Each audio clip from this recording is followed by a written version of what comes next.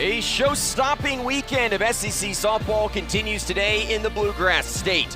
Georgia's been impressive in all facets this weekend, taking the first two of the series. Now Kentucky tries to earn some momentum of their own here in the finale from Lexington. As we welcome you to John Kropp Stadium alongside the former Kentucky Wildcat, Grace Lorsung, I'm Noah Frary, and through the two games of this series, Georgia's looked like a postseason team. Grace, what stood out? They have a lot of depth coming off of the bench. They do it on all sides of the ball. They have a great defense, they have great pitching, and they have a lot of offense to back it up. Yes, they do, and Natalie Ray has been fantastic in this series. Won't be in the lineup to start this game, but she's delivered some big hits this weekend. Yeah, she has 8 RBIs on the weekend, and 5 of them came from yesterday. It was her first ever career Grand Slam, and she's just really seeing beach balls out there. She just continues to come up with big hit after big hit. Expect to see her at some point in this game. Meanwhile, for Georgia, their pitching has held Kentucky down wide. Yeah, they got a good mix of lefties and righties. They keep mixing up the ball on both sides of the plate, and they keep on mixing in their off speeds as well. So they're doing a good job at keeping the hitters off balance. 11th ranked Georgia's won the first 2 games of this series in run rule fashion. Kentucky trying to salvage a game here in the rubber match.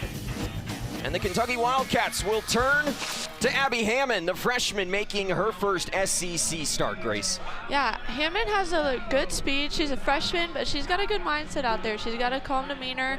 She has a drop ball, and she can mix in some off speeds as well. So it's going to be crucial today for the Kentucky defense to make some good plays and back up their pitcher. She earned the win in the midweek game against Bellarmine on Tuesday, but they say these starts just mean more. And for Hammond, she will be facing a Georgia Bulldogs lineup that's put up 21 runs through the first 2 games of this series. Mercer Miller back in the lineup at catcher today.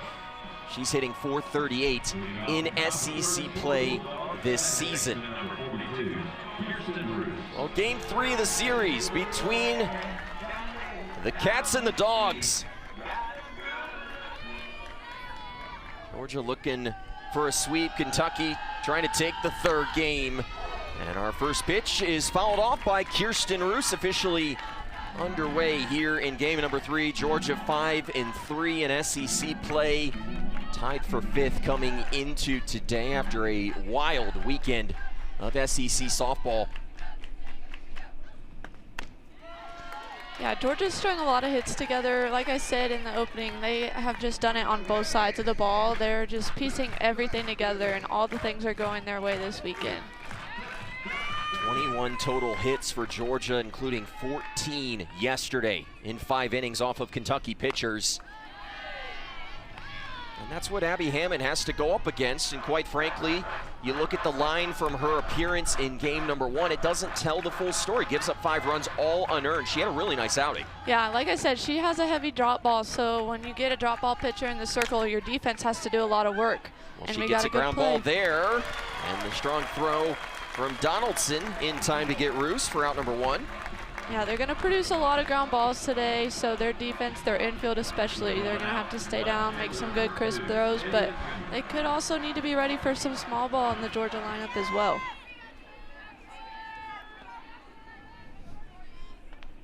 So with 1 down in the inning, that brings up the Kentucky native, Jaden Goodwin. Grew up in Paris, Kentucky, about 30 minutes from Lexington. And a first pitch ball.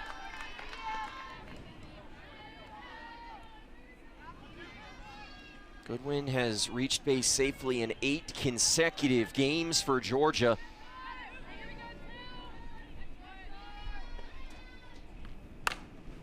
Hits a ball into center, and Riddell grabs it off the shoestrings. The freshman making a nice play for out number 2. That was a really nice play. I thought that was going to hit the ground. That was good timing. She got it right by the shoelaces. It's a good read for a freshman backing up her other freshman. So Kentucky with a nice defensive play here in the first. But now you have to go through Sarah Gordon, who many have considered the #1 utility player in the country this year. We saw her in right field in game number 1 behind the plate yesterday. She's back out in right field today. Yeah, her numbers just jump off the chart. She has average, power, RBIs, slugging. She's got a little bit of everything. Hits one to second. Blum gloves it And for the second time in this series, Kentucky has a 1-2-3 top of the first. They'll come to bat when we come back.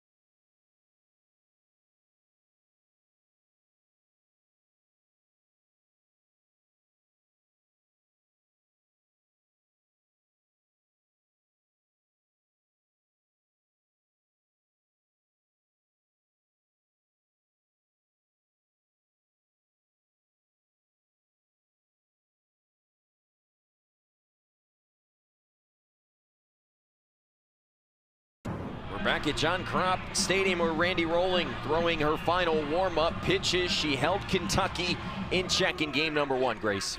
Yeah, coming from a lefty pitcher, she's going to get these Kentucky hitters a different look. Lefty pitchers are always going to keep the hitters off balance. You don't see them as often, and they're usually pretty effective, especially when they're throwing on both sides of the plate. The ball just completely looks different. Sometimes it looks like it's coming right at you, and it just fools you. So let's see what she does against these hitters today. She will face a Kentucky lineup that looks fairly similar to yesterday. One difference, Hamilton up into the 3 spot. Maddie Clark is hitting cleanup. Allie Blum, who's on deck, has had 7 hits in her last 6 games. Sleeman will lead things off in the home half of the first, and a first pitch strike for Randy Rolling. Got the win, went 4 1/3 in game 1. Gave up 2 earned, struck out 4 against this Kentucky lineup.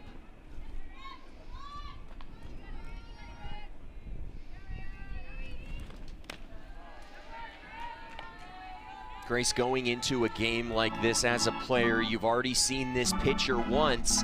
As a hitter, what adjustments are you making? Yeah, so I always looked at all my film. They would always make sure that we were looking at that and kind of looking at the pitch sequence for like per batter. And depending on how many pitches of a specific type they threw me, I would kind of set up for that. So if they were throwing primarily curveballs, I might scoot up on the plate a little bit, kind of plan a specific pitch that you're going to attack, and then obviously the deeper in the count you get, you just got to protect. But definitely just looking at what pitches they threw you the most and then attacking that. Sleeman passing through the breaking ball and an early strikeout to begin the outing for Randy Rolling. Yeah, you can just see the rotation on that ball. It just dropped off the table. That was a nice spot too. So a 4-pitch strikeout for Rolling to begin her afternoon. She's been the ace for this Georgia team this season. She'll miss with her first pitch to Allie Blum, who's been Kentucky's hottest hitter lately. 7 hits in her last 6 games, hitting a career best 369 on the year. Yeah, Allie's done a good job at picking up where people have left off and just really trying to get the ball in play and get on base so that she can pass the bat to her teammates. She's the only Kentucky hitter with a hit in both games of this series. Kentucky's had a base runner on in every inning, but just 3 runs across the first 2 games this weekend. 1-1 high. You know, and as a hitter today, you kind of want to be more selective too. I think you're going to try to see a little bit more pitches just because the pitcher also watched her film. She's going to want to try to give you a different look, so she might be throwing a little bit more off the plate, a little bit higher, upper quadrant, and lower. So you got to be ready for it all. Blum chased the rise ball and fouled it off. Bowling comes back after a solid debut season a year ago. She joined Georgia from Cal last season. Was one of their weekend starters throughout a year that saw Georgia go to the Super Regionals. There's the 2-2 to Blum. Slow ground ball to second, scooped up and flipped to first by Kirsten Roos. A very good Georgia defense that's been on full display all weekend. Yeah, they do a really good job at backing up their pitcher, and that just gives them a lot of freedom to throw the pitches that they want to pitch, knowing that their defense is going to pick them up no matter what happens. There's a look at the Georgia defense, same as we've seen for most of the series. Goodwin, Sullivan, and Gordon, a really strong outfield for the Dogs.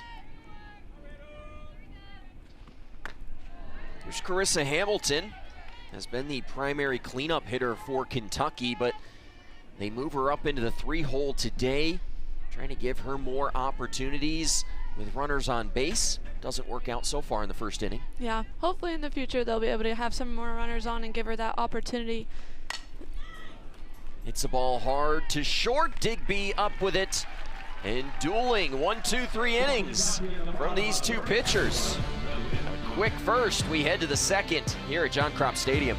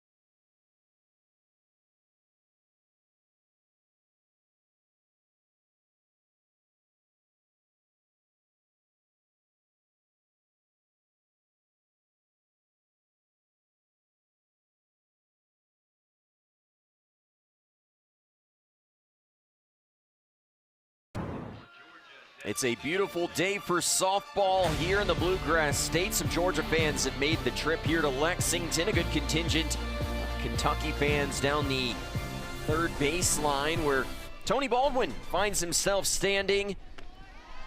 Baldwin's team has been to 3 consecutive Super Regionals. They came within a game of the Women's College World Series a year ago, and Grace, he might have his best team in recent memory this year. This team is definitely a very strong contender for that. He hasn't been in as head coach for too long, but he's clearly made some noise and has put together a really strong lineup. Tony Baldwin in his 5th season at the helm after taking over for longtime Georgia head coach Lou Harris-Champer, who retired back in 2021. Ground ball to third. Hammond just keeps racking them up. 3 ground ball outs in the first 4 batters she has faced. I really like her approach, especially with the drop ball against a team like Georgia who's really going to swing it. I think it's a good thing that you're keeping the ball low and down. It gives you less of a chance for it to go out. Obviously that can still happen, but definitely going to see some more ground balls. That gives your opportunity to the defense to make some plays. We'll bring up Marissa Miller, getting her 2nd start at catcher this weekend. The first pitch off the plate to Miller, who's been Georgia's best hitter in SEC play, .438 average. Had 2 more hits in game number 1 on Friday night. 1-0 down the heart of the plate for a strike to even the count. Grace, you touch on the drop ball, and I think earlier you said sometimes you'd scoot up in the plate. Early on, what adjustments could the hitters make against Hammond? I think they could scoot up in the box, or they can scoot back and wait and see if she is going to bring it up at all, because the further back in the box you are, it'll look lower, and it'll be lower when you're back there, and the umpire might call it a ball. So if you stay back there and force her to bring her up, then it'll stay up a little bit higher and give them more of a chance to elevate it. Here comes the 2-1, it's low.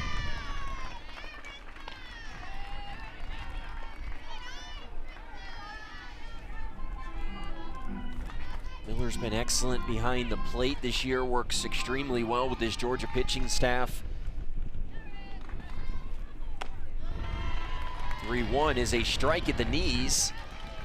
Good competitive pitch right there for the freshman Hammond, making her 3rd career start today.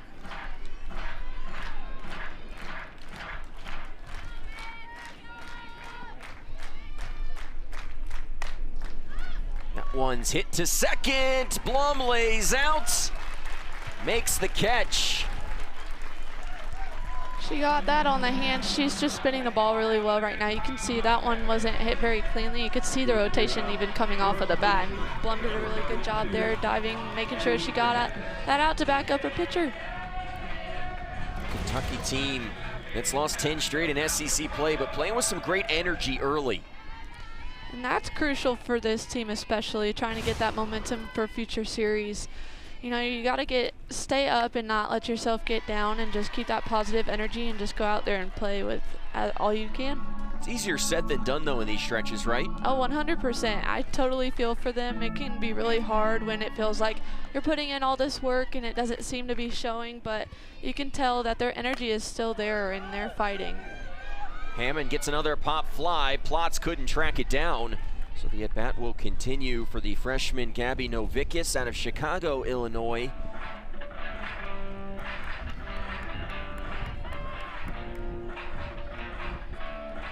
You heard when you talked to some in the Kentucky dugout that they'd even like to just get a little bit lucky in the midst of these stretches. Sometimes you feel like luck's just not on your side. All you need is maybe one ball to fall or get over the fence to get you going.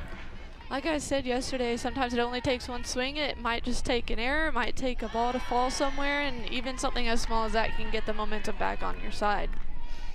The beautiful game. Yep.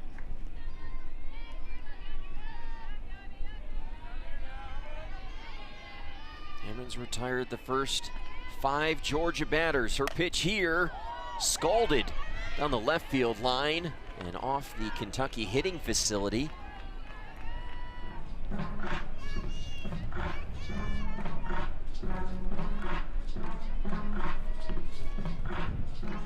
Hammond was 2-0 on the year coming into the weekend, took the loss in game number 1 in relief. That'll miss.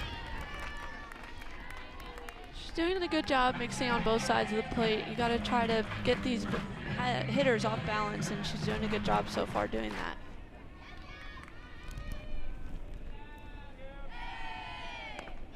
Two nearly got Novickus to chase. Able to hold the swing as the count moves full. That just shows what these Georgia hitters have been doing. I know Coach Baldwin said that their swing rate has gone down. They've been a lot more selective, and that was a really good take with 2 strikes. Payoff pitch. And the first base runner reaches off of Abby Hammond. It's a walk with 2 outs, and that'll bring up Emily Digby. Shortstop number 22, Emily Digby. So now Hammond will work with the first base runner on base. Emily Digby's been struggling over her last 12 games. Was pinch hit for yesterday, back in the lineup today. Swings at the first pitch, hits it hard to center. Riddell has a beat on it, but it's off the wall. Novickus gonna make the turn, she will score. And Digby comes up with the big hit she's been searching for. Georgia on the board first here in the second. Yeah, that was everything that she needed. She just sent that right back where it came from. It was right back up the middle, and that was just a pretty swing. You can see that drop ball didn't necessarily drop enough. It kept it elevated, and she did a good job at elevating it even more. So an RBI double gets Georgia on the board early. 7th extra base hit of the weekend for this Georgia lineup that can really make you pay if you hang a pitch. I'll bring up Bailey Lindemuth. Close to 400 hitter over her last 20 games. Got off to a slow start to the year. Man, has she been good lately. Seems like that's a trend with a few of these girls in the lineup. Their overall batting average is still high, but it's even higher now the further into season that you get, and that's impressive, especially playing in this conference. Did you ever get off to a slow start to a year, Grace? Oh yeah. Sometimes it's just adjusting, especially here when we're practicing inside. It's still cold, and then getting out into the warm weather and facing different live pitchers other than your own teammates, it can definitely be a little bit of a shock at first. A lot of people talk too that sometimes the hitters may be a little bit farther behind than the pitchers because of what you just mentioned, some of those live swings off of pitchers that aren't your own. Yeah, when you're hitting against your own teammates, you know, it's not easy, but you know what's in their arsenal. You might know how the coaches are going to call pitches against you, so it's definitely not the same caliber. 2-1 off the plate according to Phil Friels, our home plate umpire. Mike Burwell is at first today. Elizabeth Hammerschmidt over at third.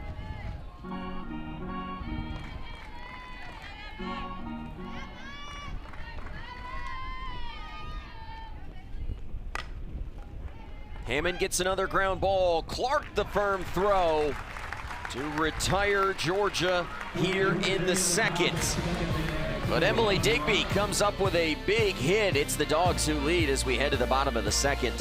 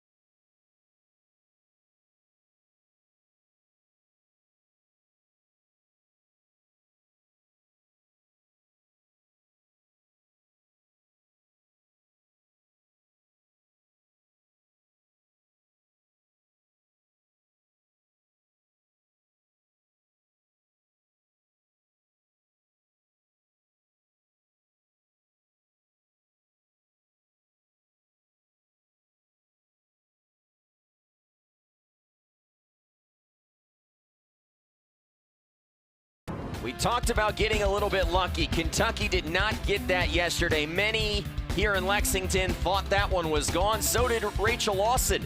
And she got an early trip to the showers. Ejected for just the 4th time in her career yesterday. But back in the dugout once again today. She's been the head coach for this Kentucky program for 19 seasons. She'll openly admit this year has been a little bit challenging. Hoping that they can put some things together. She feels like they're close. We'll see if that comes together today. Wonder if she watched our telecast yesterday. I think she did, and I'm sure she was taking notes about everything that was being said, being done, all the plays. She is a very smart lady, and she can definitely be fiery when she wants to. Clark swings at the first pitch. It's in foul territory where Jaden Goodwin makes the catch for the first out here in the second. And the time that I've spent around Rachel Lawson, incredibly detailed, one of the best pitch callers, I think, in all of college softball. Absolutely, she has a really calm demeanor, I think, and then when she does get fired up, it kind of catches everyone off guard, but she's very smart in all of her details in practice and games and everything. She has just been so successful, and this year might be hard, and it doesn't always show when they're playing how much work that is put in behind the scenes, but that doesn't mean it's not going on, and they're just waiting for their break, and then they'll pick up their momentum from there. Alongside the former Kentucky Wildcat, Grace Lorsung, I'm Noah Frary.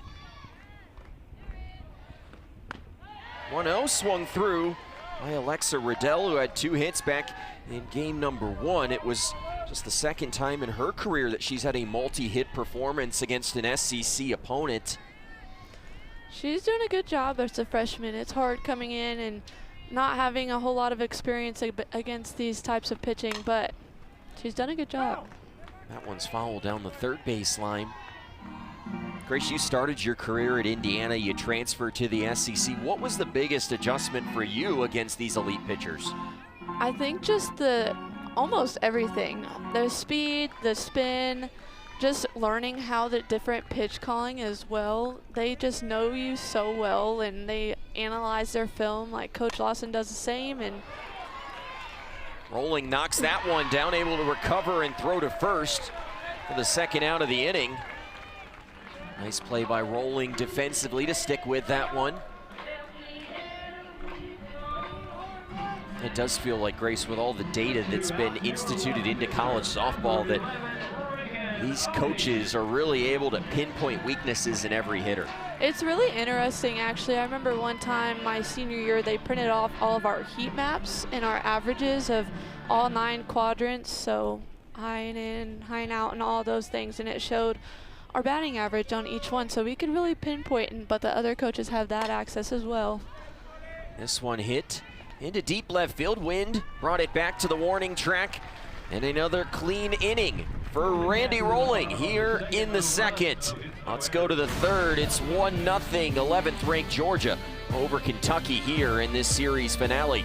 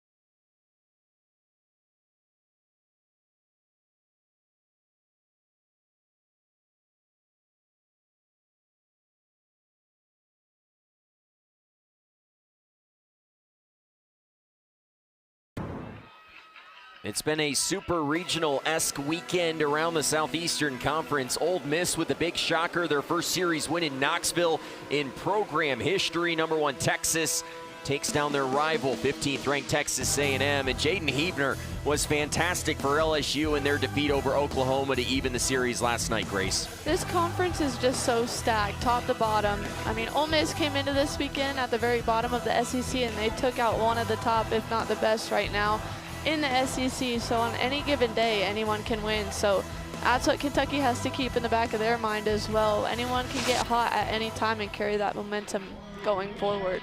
Well, Kentucky's got some good pitching early in the circle from the freshman Abby Hammond in her first ever SEC start. First pitch she throws to Delaney Sullivan is low. Sullivan continuing to play some elite defense in center field, but really struggling at the plate in SEC play, just a 136 hitter. Ahead though in the count here, 2-0. Grace, when you're struggling, you're ahead in the count 2-0. Does your approach change right here? I'm still being super selective. I think when I was struggling, I was one that less is more. I had to simplify it as much as I could and just really attack my pitch. Hamilton can't glove it, now throws it away. An error on the first baseman, Hamilton. It'll be her second of the series. She had come in playing some clean first base, but an error there as Sullivan reaches, and she'll be on second base with nobody out. They've done a good job so far with the defense. You know, it's hard with the drop ball pitcher. Sometimes that looked like it had some funky spin and it hit off of her glove and kept spinning. So you just got to stay through the ball and keep working through it, and they just can't let this rattle them. They just need to start over, reset, and just keep producing those ground balls. And that'll actually be 2 errors on a singular play there for Hamilton. Unable to glove the first one, and then the throwaway that allows Sullivan to go down to second. On that one, it's probably better to just try to hold it. That way she doesn't get that extra base. They saw Kentucky's defense falter behind Abby Hammond in the 6th inning of game 1. Gave up 5 runs in that inning. All of them were unearned. 3 errors, 2 wild pitches. It was an inning to forget for the Wildcats. I have to give props to Hammond, though, as a freshman pitcher coming in, and it feels like your defense isn't always backing you up, but she is so calm out there. It's so easy to get rattled as a freshman, and she's just done a great job keeping her composure and continuing to battle. That one's hit hard down the left field line. It's going to plate Sullivan with ease. Kirsten Roos has her 4th hit of the weekend. It's an RBI double, and Georgia has doubled the lead here in the 3rd. She smoked that one down the line.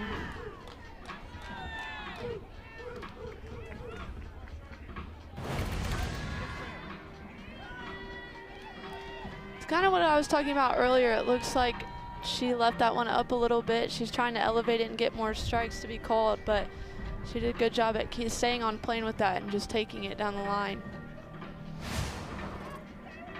Rachel Lawson out to talk to this Kentucky defense, and for some further context, Hammond has now given up 7 runs this weekend. Only 1 of them have been earned runs. She's had 4 errors behind her. That's got to be so challenging for a pitcher mentally when you're doing a good job in the circle, but your defense just doesn't have your back, for lack of a better term. Absolutely, and it's like I said, as a freshman, that I know you can get rattled so easily, and she has just done a great job. She just looks like she resets every time and just keeps attacking these hitters. You know, big hits are going to come, but if she can just keep producing these ground balls and continue to trust that her defense will be there. Now, they'll make an error every once in a while, everyone does, but if she can just continue to trust herself and her teammates around her, they'll find their groove. Behind in the count 1-0 to Jaden Goodwin, who flew out to center on a nice play by Riddell. She'll put one into the gap here in left. Reagan Oni on the warning track makes the catch for out number 1. That was a great read out there. It's always an adventure with the wind blowing out in left field here, Grace. Yes, it is a wind tunnel. We were talking about that before the game. There are a few times where it looks like it's a simple pop up, pop fly to left field, and it just carries and it can hit that scoreboard. So that was a good job. That clearly shows that Hammond has enough spin to keep that ball in the park. She didn't get all of it on that hit. Definitely more gusty here at John Crop Stadium than it was yesterday. Wind blowing directly out to left field. That is the prevailing wind here at this park. Abby Hammond starting off Sarah Gordon with a first pitch ball. Got her to ground out in a 1-2-3 first.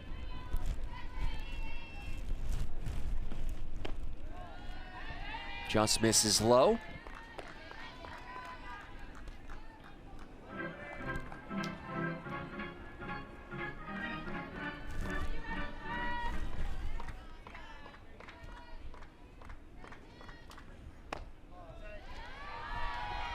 Couple of good takes from Gordon. She's doing a good job at painting that corner. I appreciate that. There's got to be a good balance there. She can either elevate it and give these hitters a chance to smoke it, but that is a really good location. These Georgia hitters are just doing a good job at laying off. And Gordon lays off once again to earn the walk. Now a 7-game on base streak for the senior out of Lexington, South Carolina.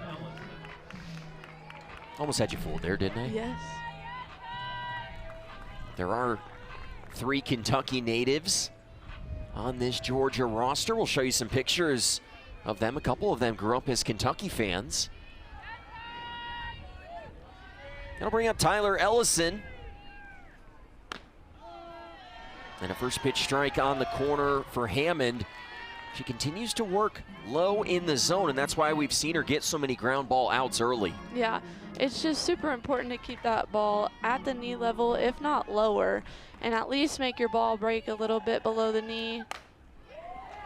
This one's knocked down the right field line. It finds the turf. Plotz has to dig it out of the corner, throws it in as Roos comes in to score. Another RBI double, this time for Tyler Ellison, and Georgia leads 3-0.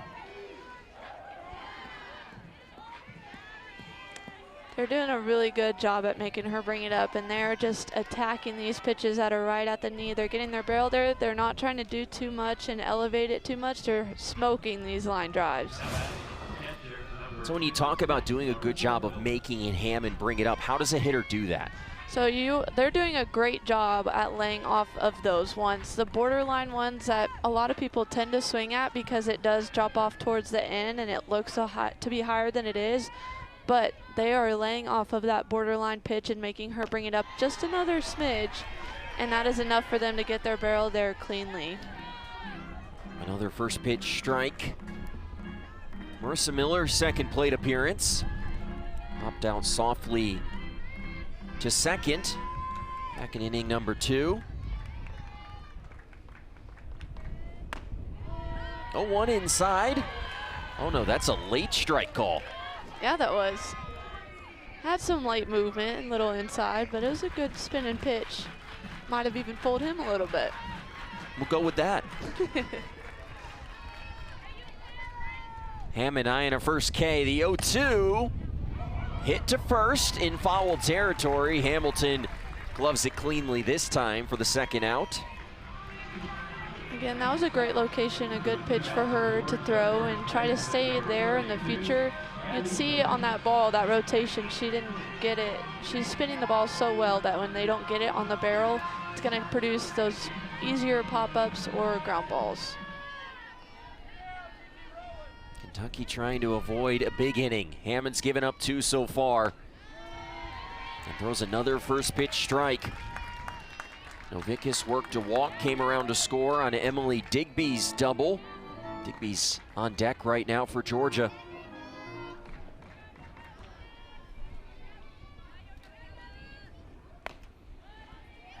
Fouled off and quickly behind in the count, 0-2 is the freshman Novickus.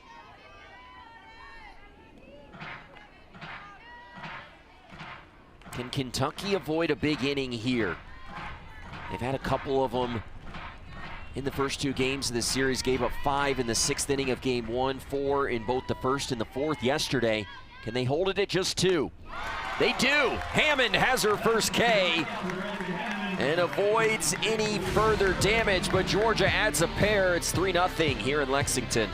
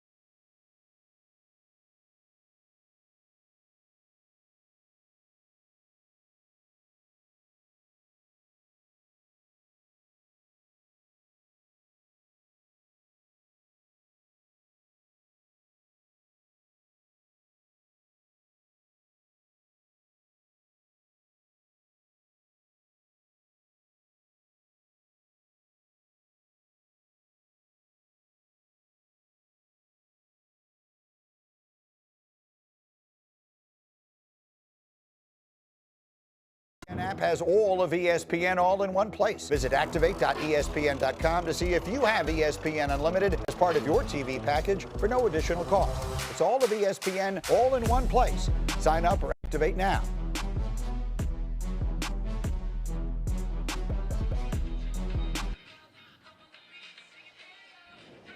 And we are back at John Kropp Stadium, and in the last inning we teased some of these Georgia players that are Kentucky natives. You start in center field, where Delaney Sullivan lived out her childhood dreams of playing for the Wildcats, transferring to Georgia ahead of this year. Another outfielder, Jaden Goodwin, in left field today. Grew up about 30 minutes from here in Paris, Kentucky. She's been a standout for Georgia over these last several seasons. Appeared in her 200th game the other day. And we also saw Ada Little make the appearance in the win yesterday for Georgia. She's been coming to pitching camps with Rachel Lawson growing up. So a number of kids with ties here to the state of Kentucky on the Georgia roster. As Randy Rolling throws a first pitch ball to Peyton Plotz. Plotz was a part of that controversial play yesterday where she had a home run taken away. Ended up with a single in that at bat. You hope that jump starts her. She's been one of the coldest hitters at the plate for this Kentucky team, and she was one of their best hitters a year ago, Grace. That makes such a big difference in the lineup when one of your best hitters and just a solid bat that you know you can rely on struggles a little bit. It can put a little bit more pressure on your teammates knowing that they kind of have to pick up where she left off, and that's what playing a team sport, it's great, and having to help each other out. But I know that Peyton would like to get back in her groove, and I know that a foul home run yesterday, it wasn't turned out the best, but she still got good barrel and she still ended up getting a single, so hopefully she can carry that into today. 2-1 catches the corner. And I still don't know what to call that ball yesterday. Yes, it was ruled foul, but some of the replay angles that we saw led to believing that maybe it was a home run. It really was pretty trippy, especially with the foul poles being white. It looked like you could see the yellow ball on the other side of it, but Plotz will go down swinging here. Yeah, to your point, I actually took a stroll out to that left field foul pole, and I think one of the odd things here at John Kropp Stadium, those foul poles are actually, I measured it, 4 feet 8 inches behind the fence, and I think that may have played a factor yesterday. it definitely could have. It's kind of an optical illusion. Even just sitting up here, you can see that gap, and I never even thought about that. They are further behind that fence. This one's fouled back into the stands. I was given some context on why they're 4 feet 8 inches behind the wall, and the reason why is when this staff first got here, the foul poles were actually much shorter at John Kropp Stadium, so they wanted to have taller foul poles for situations like yesterday, but the concrete base had to be so large that it had to be a certain distance behind the fence without having to redo the fences. That makes sense. Stuff I would never think about. None of us thought about it until yesterday. Emmert's going to be thinking about that pitch that just hit her. She'll be on first base with one out. And Grace, before you get to thinking that I brought a tape measure to the ballpark today, I didn't. I just happened to have a size 12 shoe. Okay. And so that made it a little bit easier to guesstimate. That's perfect. That's resourceful. Got to make the best of what you have. Absolutely. Kentucky trying to make the best of a base runner with one out. First Kentucky base runner in this game off of Georgia ace Randy Rolling. This is a moment where they can really capitalize on an error from the Georgia team. Their pitching has been so great, and even a small little hit by pitch can make a big difference for the Kentucky lineup. 1-0 will catch the corner. Donaldson, another one of those Kentucky hitters struggling lately. Just 4 for her last 29 in SEC play, although did have her first extra base hit in the game on Friday evening. 1-1 hit hard through the hole, and Kentucky has a rally mounting here in the third. You can hear the cheering erupt, and it's just so fun playing at home, and I think this is just a really good opportunity for them to get that momentum going. I know it's hard when it seems like nothing is going your way, but even just stringing singles, hit by pitches, walks, even little things like that that might get overlooked in a normal game, that's so crucial for a time like this.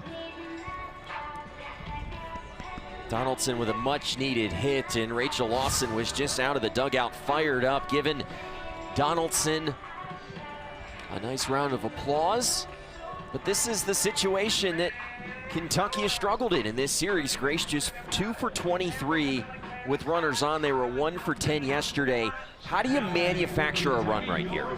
It's just trying not to do too much. You can think about maybe where you want to hit it. If you want to think about hitting it to the right side and moving the runners and giving them an opportunity, or think deep fly ball in the gap, but you can't overthink your swing. You can't try to swing for the fences. You just have to try to put the ball in play and do anything you can to move those runners.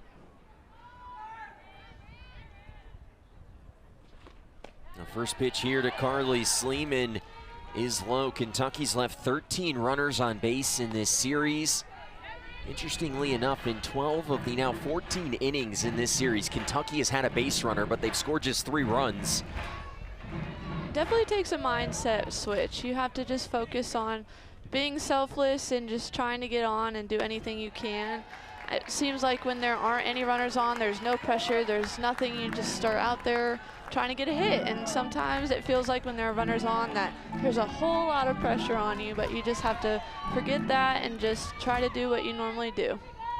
At its core, this is supposed to be a simple game. See ball, hit ball. Doesn't always play out that way. No, it does not. The 2-0 is high to Sleeman and rolling a pitch away from potentially walking the bases loaded. And that will lead to a circle visit. Chelsea Wilkinson, one of the best pitching coaches in college softball, out to talk to Rolling, who just has lost the strike zone over these last couple of pitches.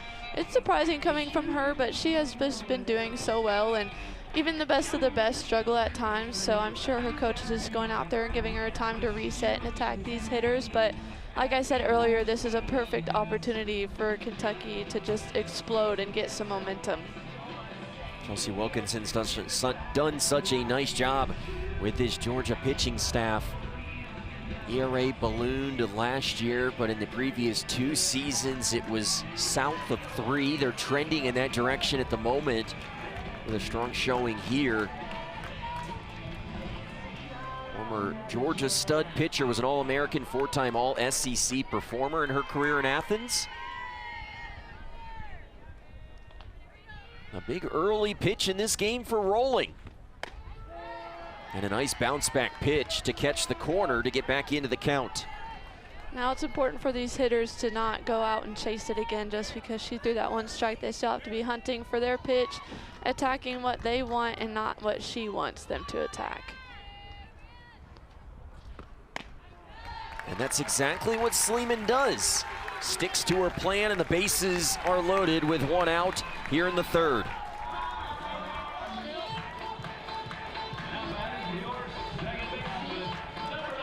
That'll bring up Allie Blum. Grace, you came up to hit with the bases loaded a ton of times in your career. What was your approach in these situations? Probably just the same, just trying not to do too much. I know that sometimes I struggled when there were runners on just because I put that pressure on myself. You know, you're the only one putting pressure on yourself, not necessarily even your coaches. Obviously, everyone wants you to score a run and put the ball in play, but you spend hours and hours practicing your swing and hitting all these different pitches. And you just have to do exactly what you practice for, just getting a good swing off, making good contact, and hitting it hard somewhere. That's the task for Allie Blum. Grounded out to second back in the 1st, a chance to deliver a big hit here in the 3rd. 0-1 fouled off on what was supposed to be a check swing. I had some good movement. I've done that a few times where your hands barely move off your shoulder, but that pitch has so much spin, it just comes in and gets you. Blum, the only Kentucky hitter with a hit in both games this weekend. 7 hits in her last 6 games. 0-2 from Rolling, grounded right back up the middle. Rolling comes home, they go to first.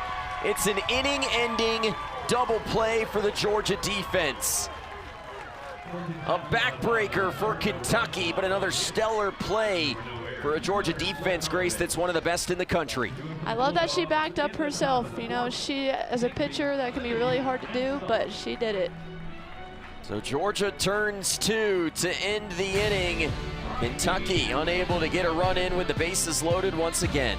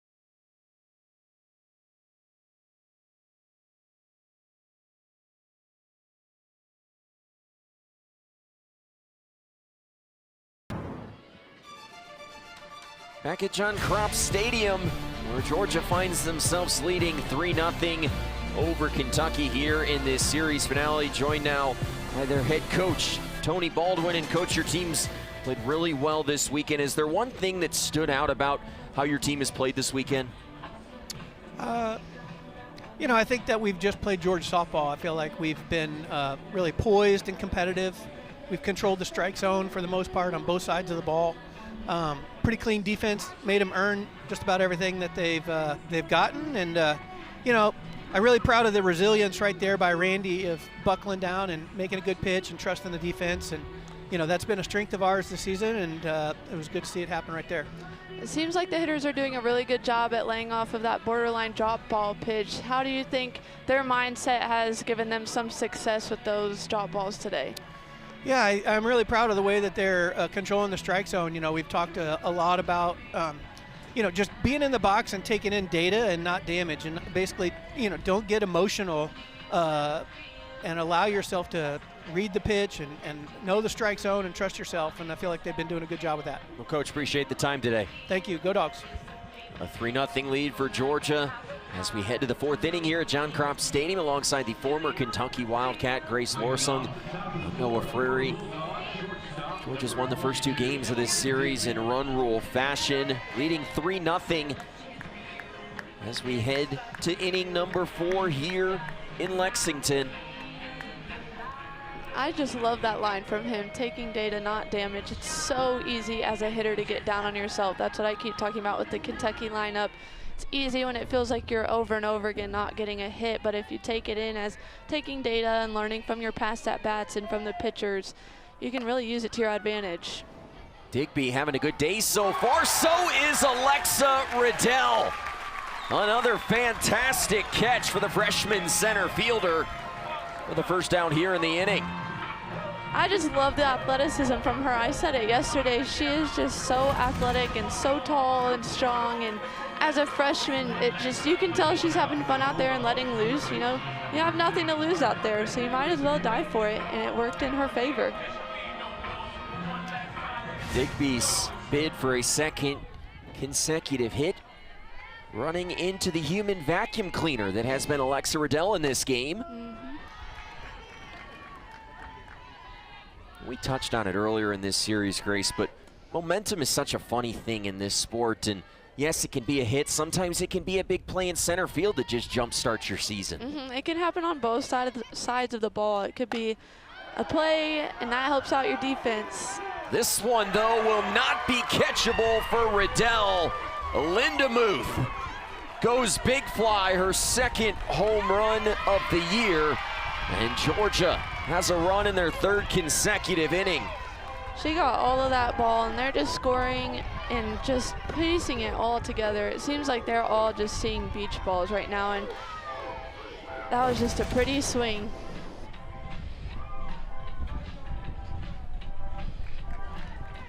Yeah, that ball was right there, and she did a great job at attacking something that was right in her strike zone. Georgia's done such a great job this weekend at just sticking to their game plan. Lindemuth with a big home run. It's 4-0 Georgia here in the fourth inning. That'll bring up Delaney Sullivan. It was Sullivan who reached to begin the third on a pair of errors, first on the fielding attempt by Hamilton, then on the throw. Sullivan ultimately got to second, would come around to score on Kirsten Roos's double. Georgia plated 2 in the third. Count is 1-1.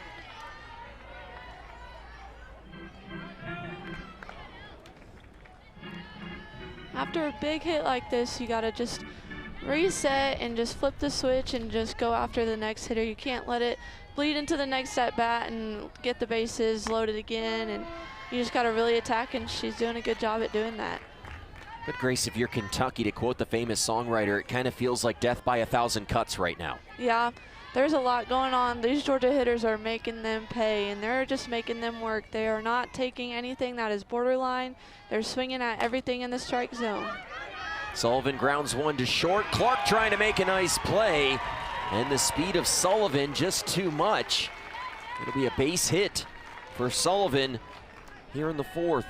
And that shows the versatility of this lineup again. I've said it, they hit for power, they hit for average, they have speed, they have a little bit of everything, and it's hard playing against a big hitting team. You play a little bit deeper, but Sullivan has that speed in her that she just got over there quick enough.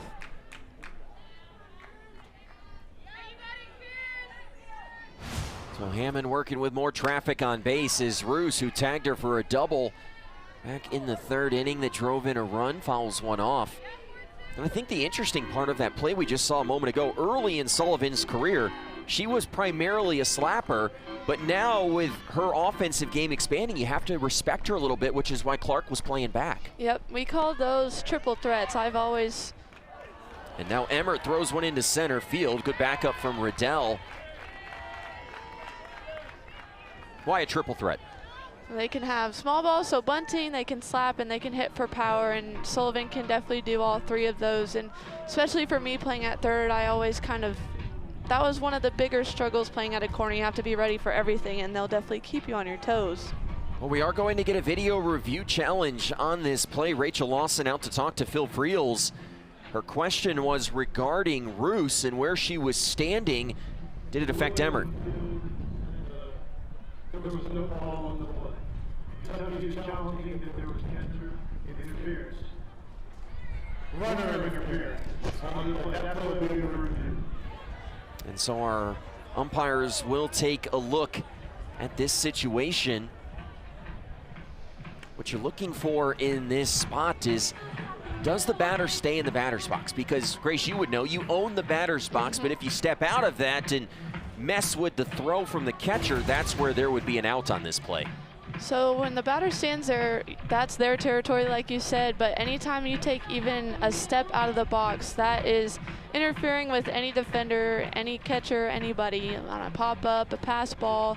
You have to just stand your ground in the batter's box. And even when I caught, it was always them standing in their box when there's a steal, and sometimes you just have to work around them, but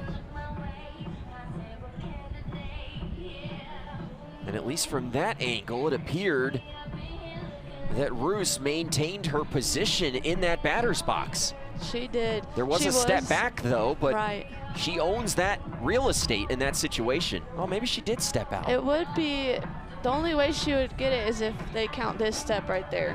Her kind of coming out, she's out of the box. But she was on the plate, so just taking a step back kind of looked like she moved, but she was still in the box.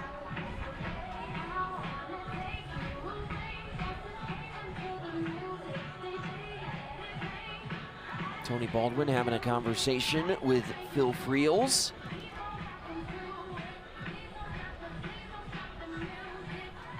Another potentially consequential video review challenge. After review, the call stands. There's no interference on the play. Whatever you say. And so Kentucky loses their challenge. They will have one remaining in this game. Here's one more look.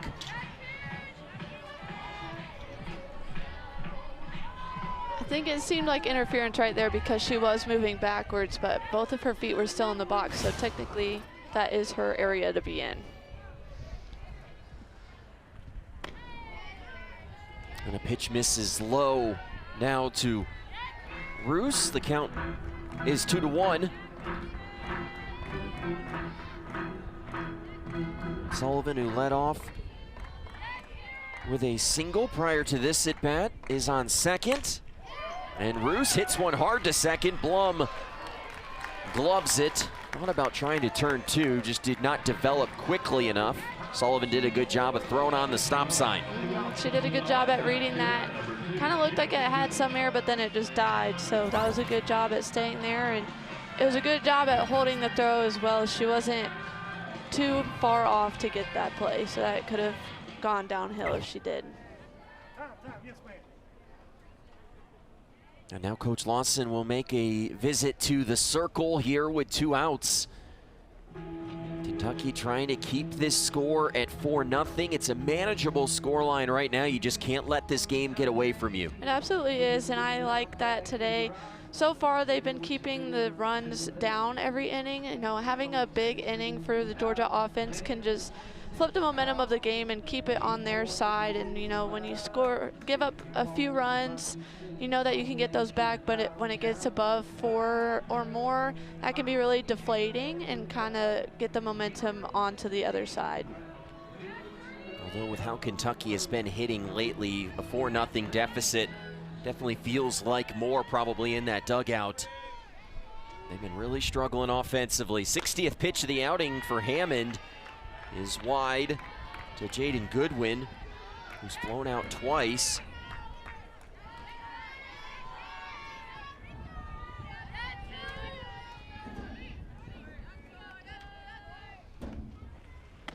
One 0 off the plate.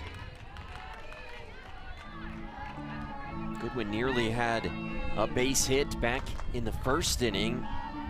Kentucky center fielder Alexa Riddell made one of 2 fantastic catches in this game to rob Georgia of a base knock. 2-0 bounces. Emmert does a nice job to keep that one in front. That was a great job by her. I know when drop ball pitchers are pitching, it can be daunting as a catcher because sometimes they have funky spin, and if it hits the dirt, it can go any way. So that was a great stop back by her.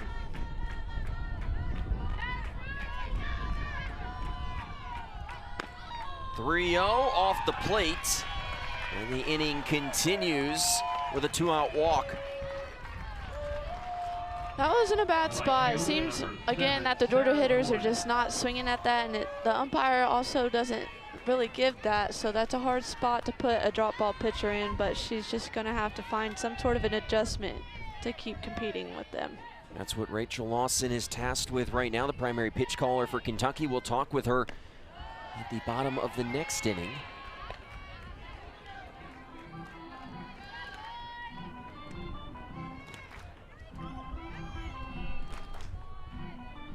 Georgia scored in 3 consecutive innings, trying to add another here in the 4th.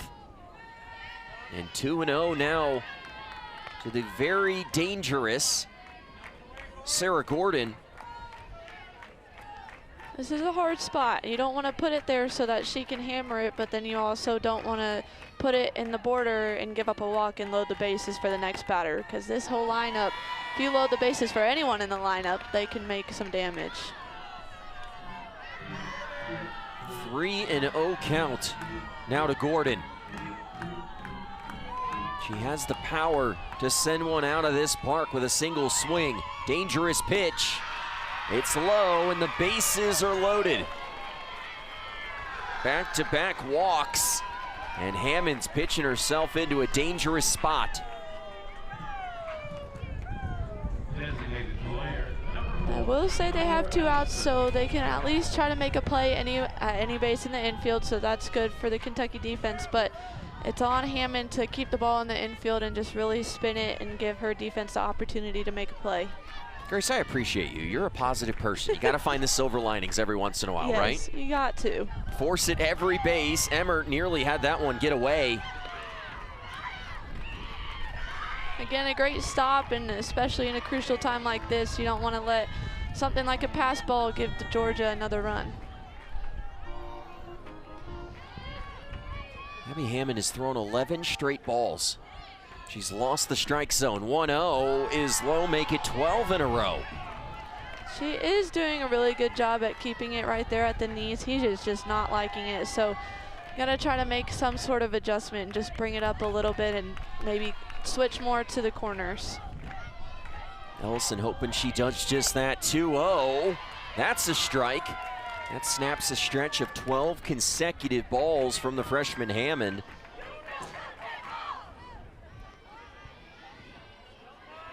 She is batting .667 with the bases loaded. That is quite the stat. Hits one hard to short. Clark has it. Blum steps on the bag. And Grace, your strategy works out. Kentucky gets the force at second. They give up just one as Georgia strands the bases loaded here in the top of the 4th.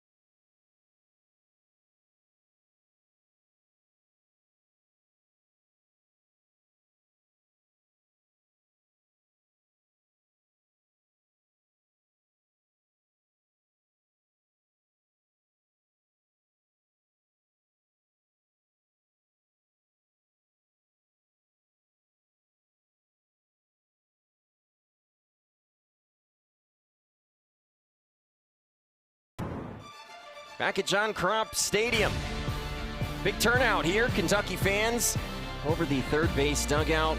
Kentucky trailing 4-0 as we're now joined on the broadcast by Coach Rachel Lawson. And Coach, just want to say good to have you back today.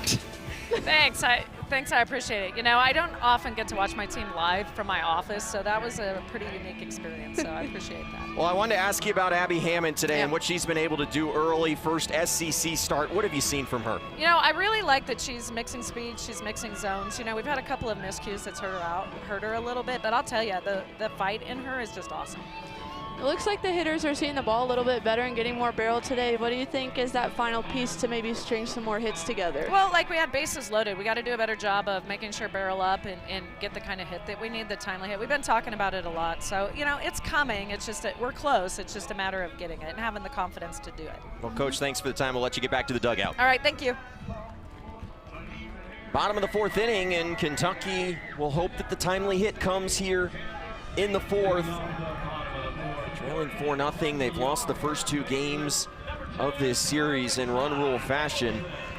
Kentucky will have their 3, 4, and 5 hitters due up in the fourth inning. If there was a time to do some damage, it's right here with the middle of your lineup up against the Georgia ace and Randy Rolling, who has held Kentucky to just 1 hit through the first 3 innings of this game. Especially after that last inning and having the bases loaded with the Georgia hitters. That wasn't a big play to be made, but it stopped their momentum and kind of brought it back towards Kentucky. So hopefully they can do something to keep that going.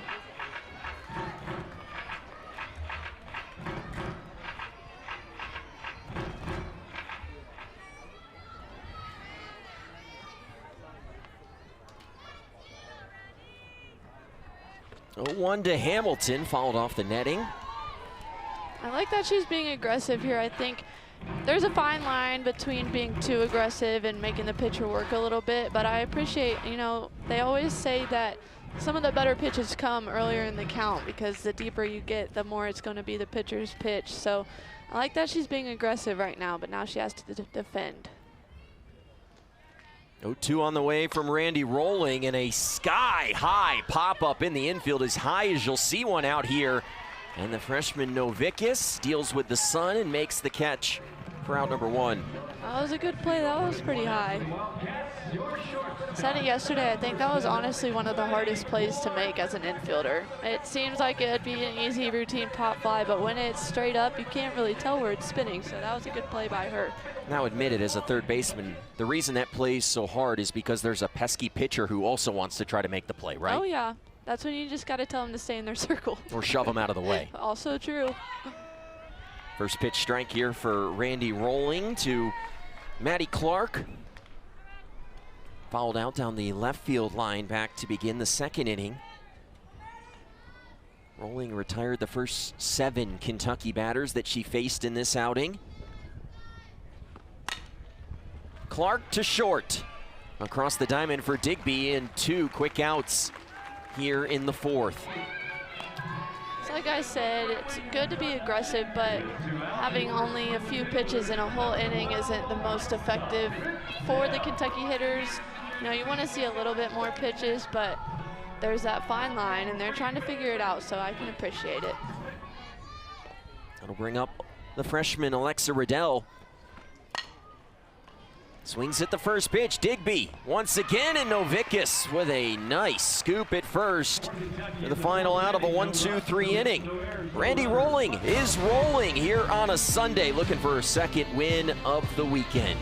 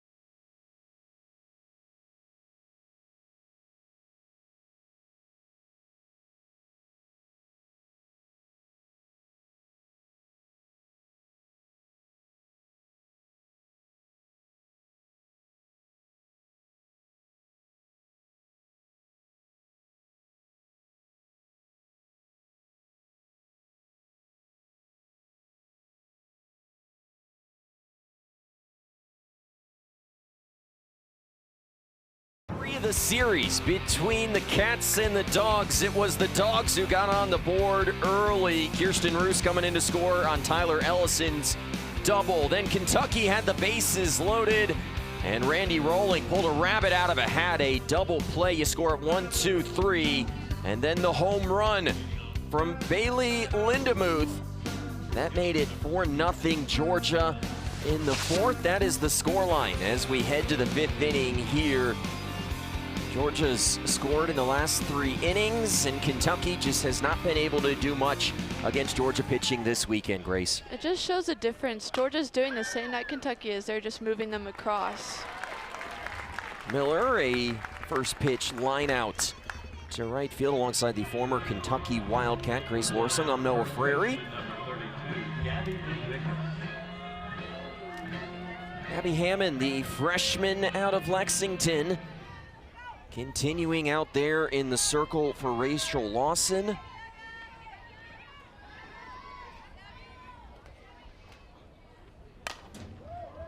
And Georgia's been active early. Peyton Plotz cannot make the play. Had it in her glove. And that will allow Novickus to reach her first hit of the day. That was a good barrel. It seems like they've made an adjustment and they're focusing more on hitting it to the right side. That was a good effort by Peyton in right field. It looked like it did get in her glove, and once it hit the ground, it just popped out. That's a hard play to make, but she kept it in front, and that's what matters.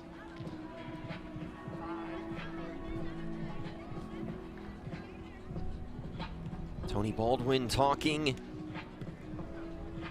to his hitter. We'll get a pinch runner at first base for Georgia. That'll bring Natalie Donaldson, the freshman out of DeWitt, Michigan, over at first.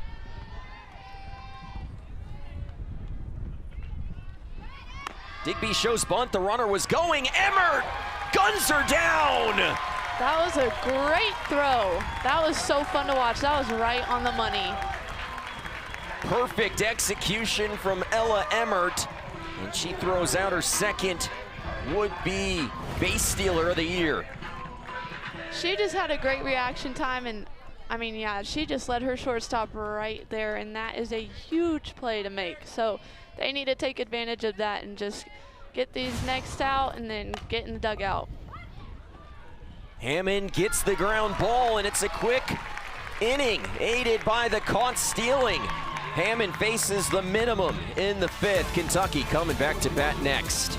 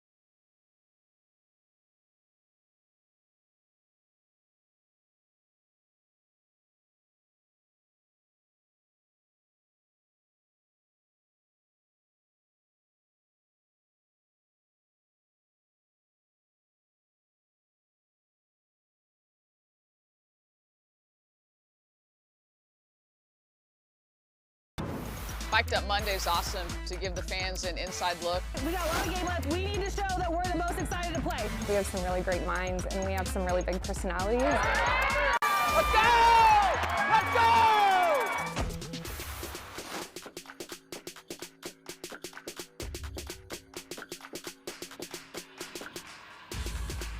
24th ranked South Carolina won the first game of that series against Mississippi State yesterday. Game 2 today, and then mic'd up Monday.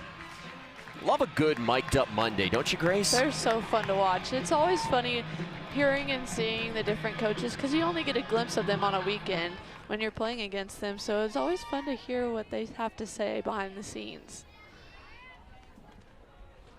First pitch from Randy Rolling to today's pitcher, Abby Hammond. No, this is not a pinch hitter. This is the DP flex.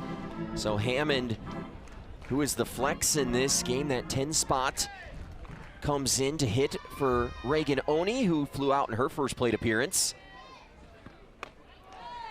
And a chance for Abby Hammond to help her own case. I've always loved this about softball, the pitchers getting to hit. We don't do that enough anymore. No, I was about to say the same thing. I just loved when the pitchers hit and they would hit a home run and help themselves out. I'm like, you got it taking care of yourself. And that just boosts their confidence, and I love it. Grace, you might have just spoke that into existence, but it'll die on the warning track. That would have been great TV. Hammond, though, a step in front of the wall for the out. That was still a great barrel, actually, and that just shows that they are seeing the ball, and they're making better contact today than we've seen all weekend. And even though it was an out, hopefully that will just give them some more confidence that they're seeing the ball, and their teammates are as well, and they can just string them together. If that one had gone out, Grace, I would have just sent you immediately to the casino. That would have been awesome. Could have made some money to help pay off PA school, right? Very true. I'll bring up Peyton Plotz. Struck out back in the third. Plotz just 4 for her last 30 at the plate. That's a strike on the corner. We touched on this yesterday. At times it's felt like Plotz has been a little bit in between during this cold streak.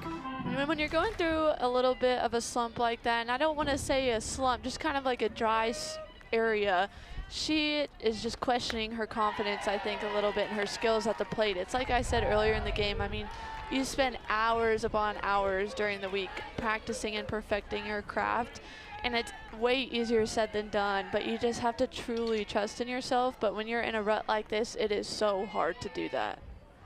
Here comes the 1-2. Chop to third for Lindemuth as Plotz is retired again. Grace, what's the hardest thing about hitting? It is just such a mental game. I know everyone says that, but you never fully understand it until you're in there.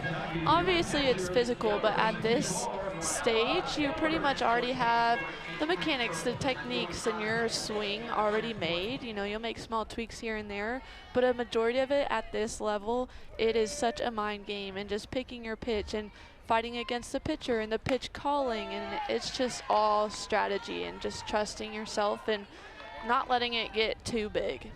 I think sometimes as a viewer, and I watch a lot of softball, it almost looks easy. Some of these hitters in the SEC make it look easy, but it is not. I think playing in this conference too, it's easy to compare yourself to some of those hitters like you said. I mean, you could be having a good time and a good streak of hitting, and then it can just go away. But then there are some hitters that are just hot all season long. So when you're playing with the best of the best, it's really easy to compare yourself and to be hard on yourself that you should be there too. But you are there too. You're playing at the same stage. You just have to trust yourself.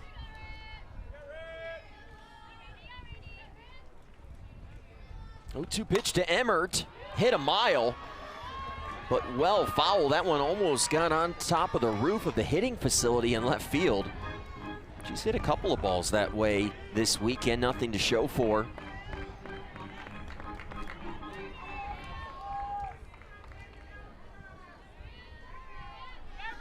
Rolling, trying to make an adjustment off that last pitch. Bounces one in the dirt.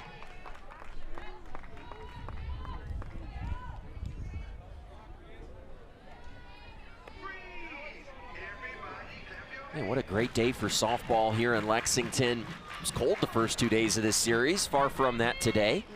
It's beautiful.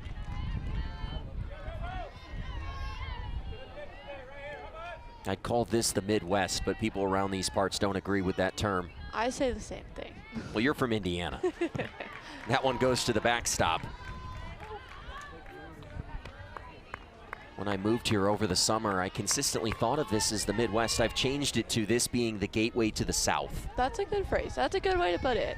That's a good, yeah, I agree.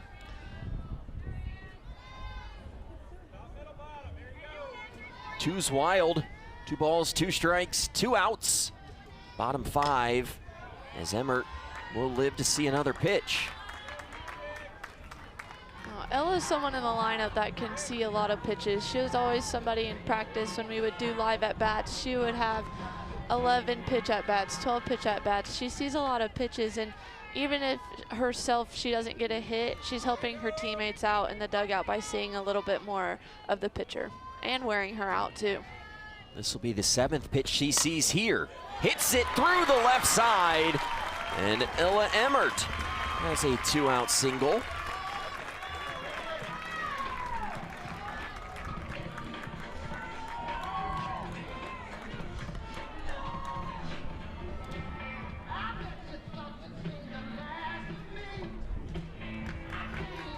So now Emmert, who singled, will exit for the pinch runner in this situation to get a little added speed on the base paths.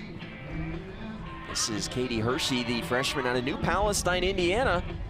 Grace, you know a thing or two about New Palestine. I do, and I know a few of these girls. I didn't play with them, but I always knew who they were. You got a Kentucky connection from New Palestine. If you weren't with us yesterday, New Palestine, Indiana is Grace Lorsung's hometown. It is. Just outside of Indianapolis, Yep. in the Hoosier State. It is.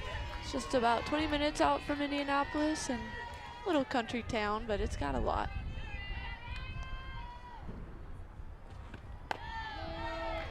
First pitch here to Emery Donaldson is a strike. Picked up a single back in the 3rd inning. Was ultimately stranded. Kentucky stranded 2 in the 3rd.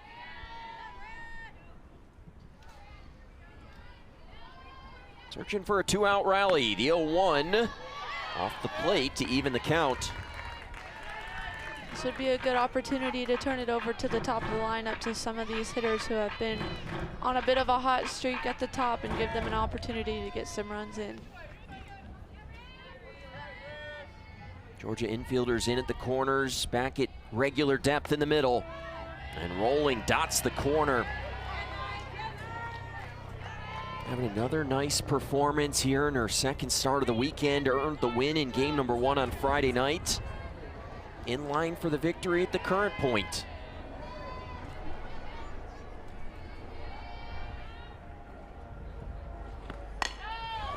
And Donaldson finds a hole.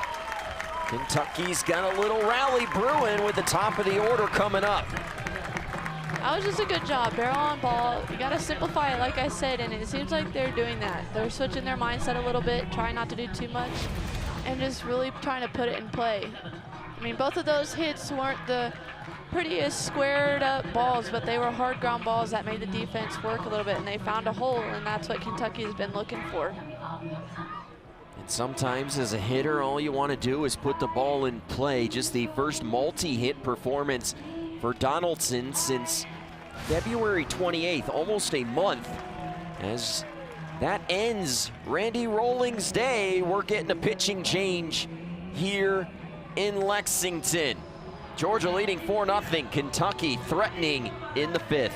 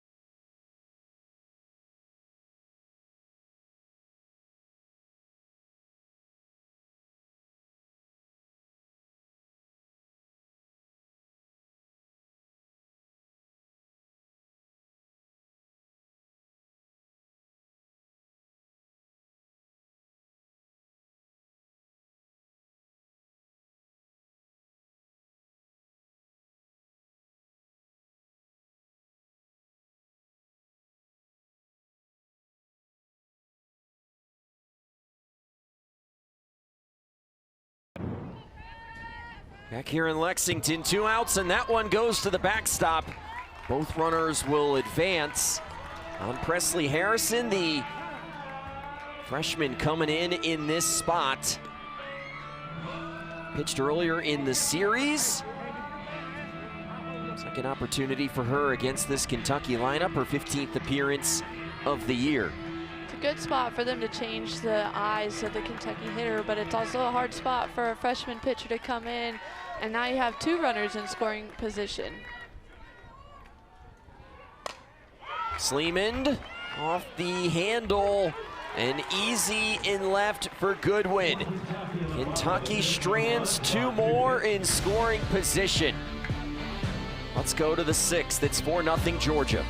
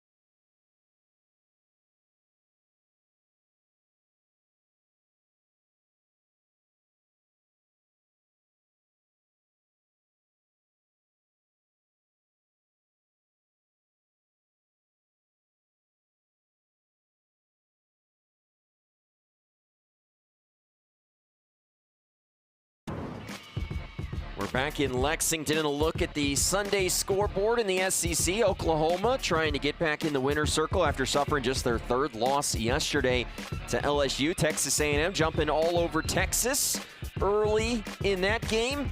And Florida, Arkansas. Grace, we talk about super regional-esque weekends in the Southeastern Conference. Man, has that been a great series. It really has been, because it's been a roll of the dice on who's going to take what game on what day. It's just so fun and so competitive, and everyone just seems to be beating up on each other, and that's what you get for playing in this conference.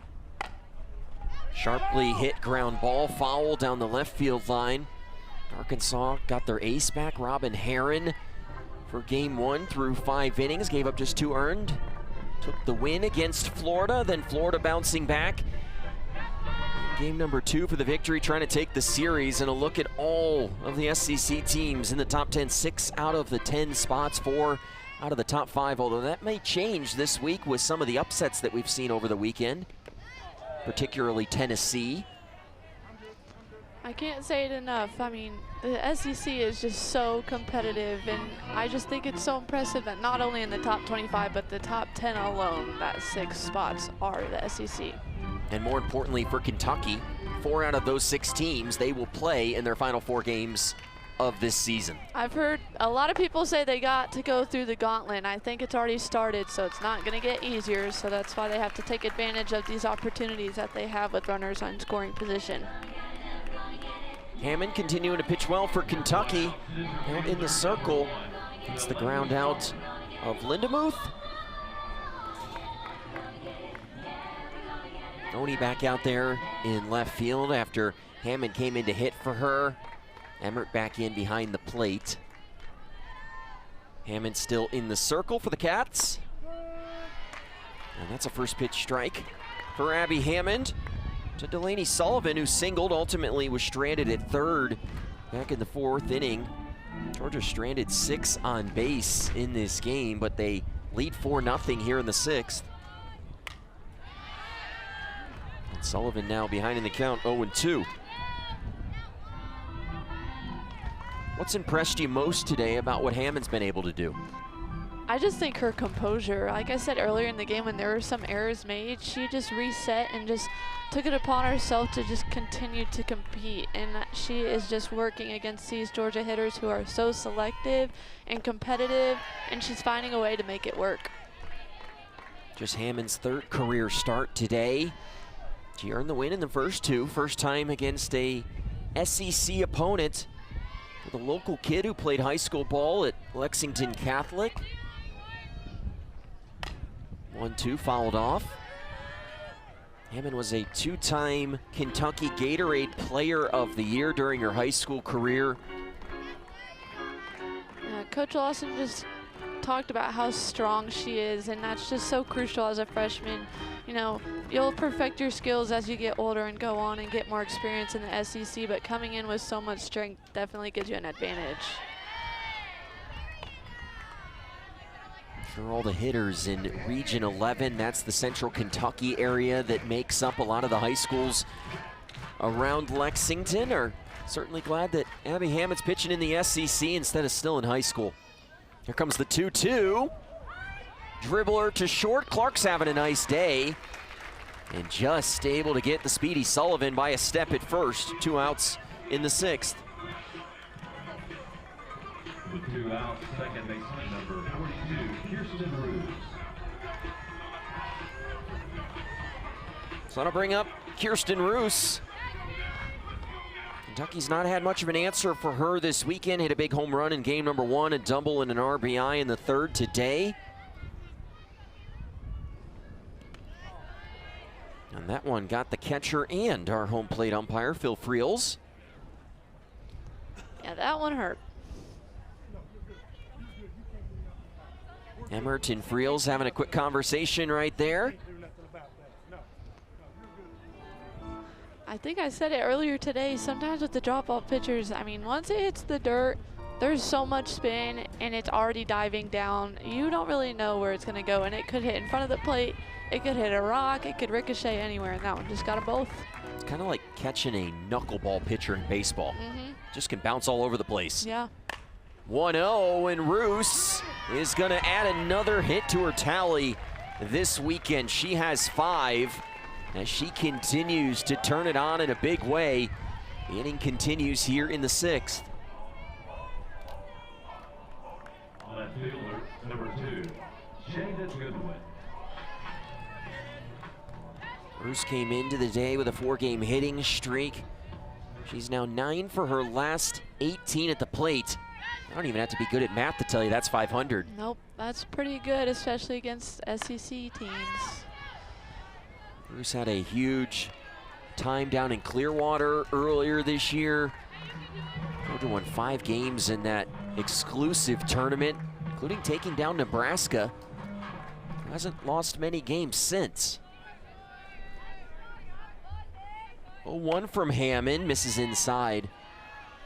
We talked about this in the open, Grace, but the more you watch this Georgia team, you really do believe with the hitting, the pitching, and the defense that they're built for the postseason. They're firing on all cylinders, and I talked about it a little bit yesterday.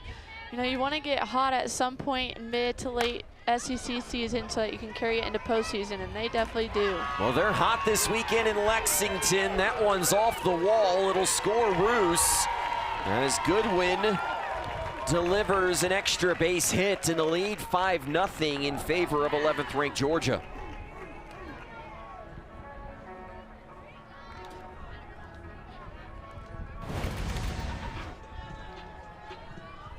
That was just a really good piece of hitting. Again, that was on the other side of the plate, a little bit off of it, and as a lefty, she took it the opposite way, and she had the speed to get an extra base as well. I feel like on so many occasions in this game, Hammond has made a pretty decent pitch, but Georgia's just been a little bit better in the batter's box today. 90th pitch for Hammond is a strike to Sarah Gordon, who's walked in each of her last 2 plate appearances.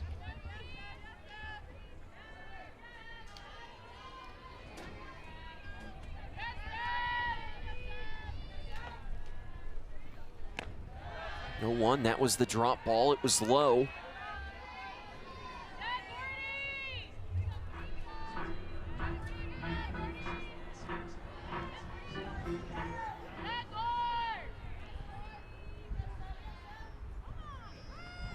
1-1 misses inside. Gordon has a 6-game hitting streak on the line. Extended her on base streak to 7 with the 2 walks today.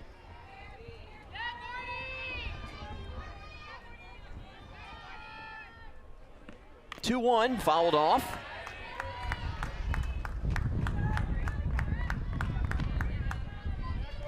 She really is just competing. I know good hitters just hit all pitches, even bad pitches. They can find some sort of barrel, but I can only appreciate that a freshman pitcher is absolutely competing with a great hitting team.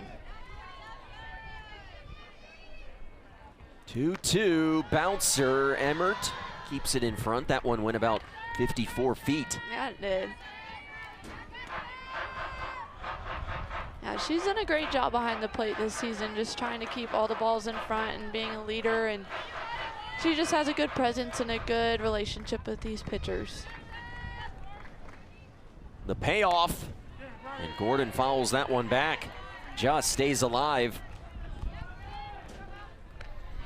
Sarah Gordon's been one of the breakout players of the year in the SEC this season. Slugging percentage up over 300 points. OBS up over 150. Her OPS, which is slugging and on-base percentage combined, up close to 500 points this season. Hits one to second. Blum gloves it. And that might be the end of the hitting streak for Sarah Gordon, but Georgia tacks on a run. Jaden Goodwin delivers. It's 5-0 Dogs as we head to the bottom of the 6th.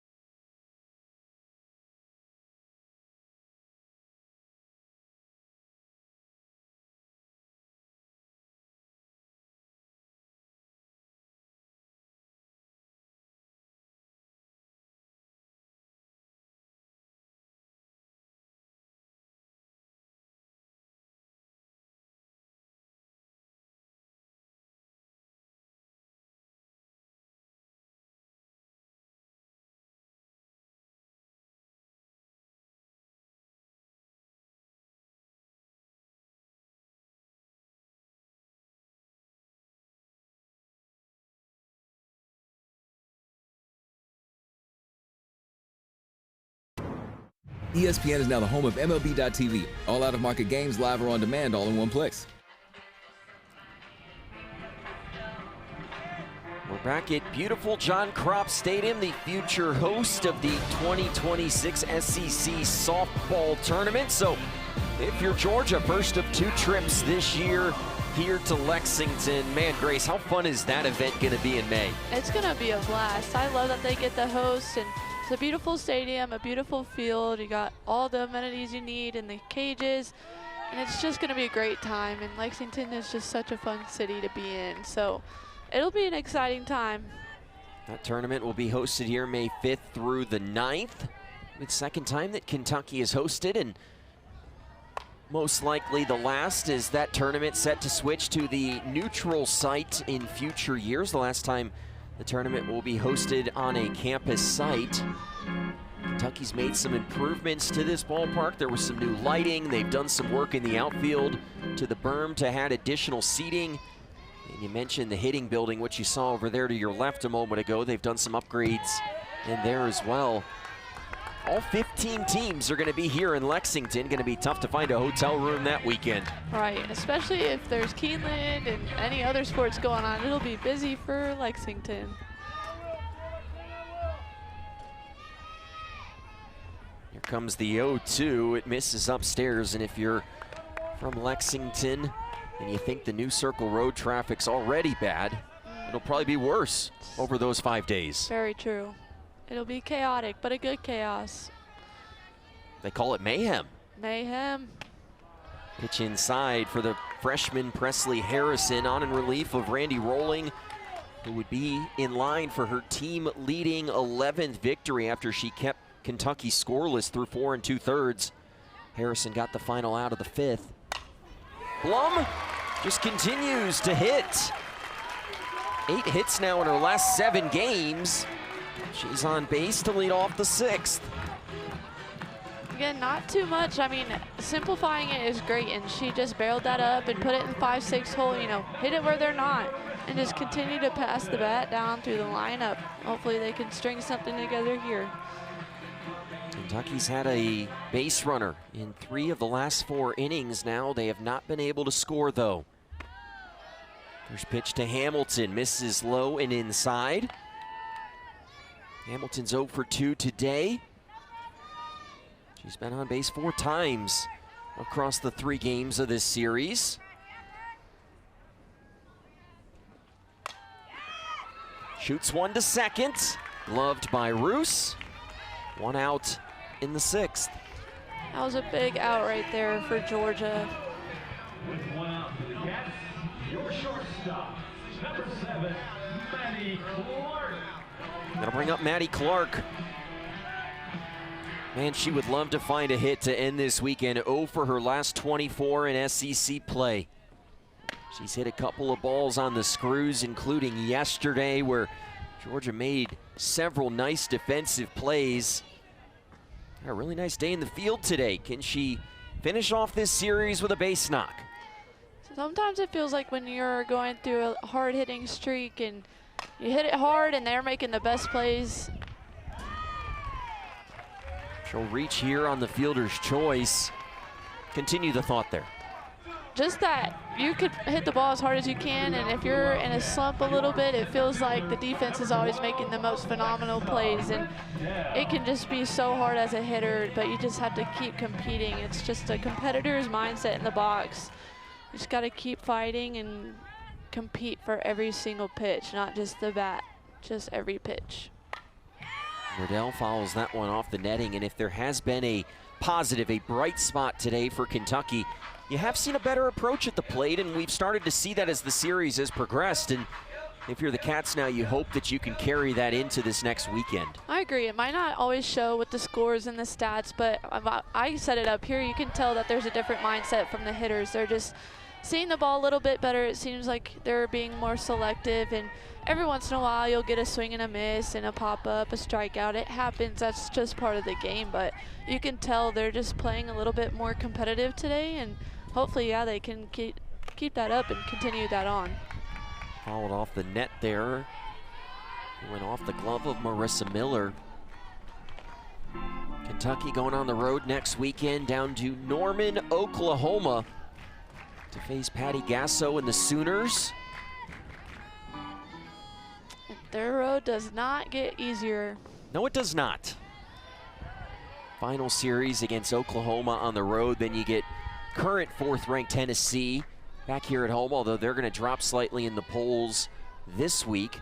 Then you go to Tuscaloosa to face the Crimson Tide before facing the #1 team in the nation back home to end the regular season. That's Texas. It's just so competitive, and not only are you playing against good competition on the weekends, but you still have your midweek games too, and you don't always think about these athletes are having to travel. They're playing a game on a Tuesday, traveling on a Wednesday, practice on Thursday, and then you play Friday through Sunday. It is so taxing at this point in the season, and it's just so hard, but it's just a mindset of competing and knowing that you're playing against really good competition, but knowing that you can hang in there with them, and you're also one of the most competitive teams in the nation playing in this conference, and that you deserve to be there. To your point, Kentucky playing in their 5th game of this week. And Riddell gonna work the walk here. A nice at bat from the freshman. Kentucky has 2 on with 2 outs. And now they check to first. And Mike Burwell just rung up Riddell. She throws her hands up. It's been that type of weekend. And the inning will come to an end here in the 6th. We head to the 7th. Georgia leading this one 5-0.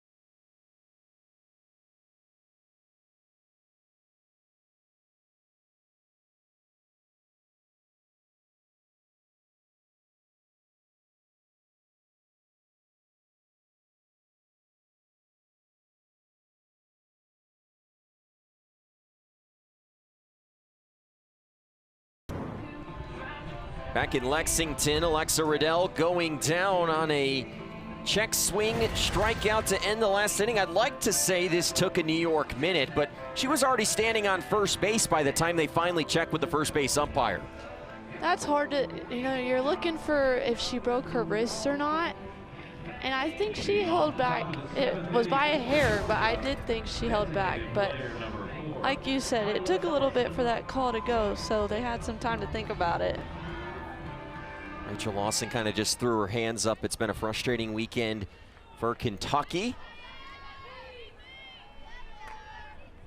So Riddell down as we begin the 7th inning. Georgia will send their 4, 5, and 6 hitters. Ellison, Miller currently on deck, and Novickus in the hole.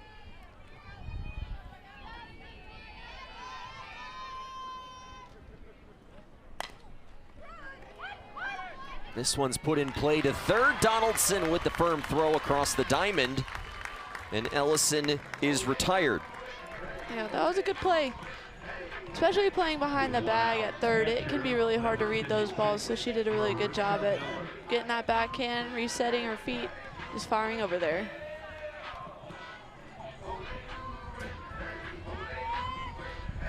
"98 pitches today for the freshman Abby Hammond.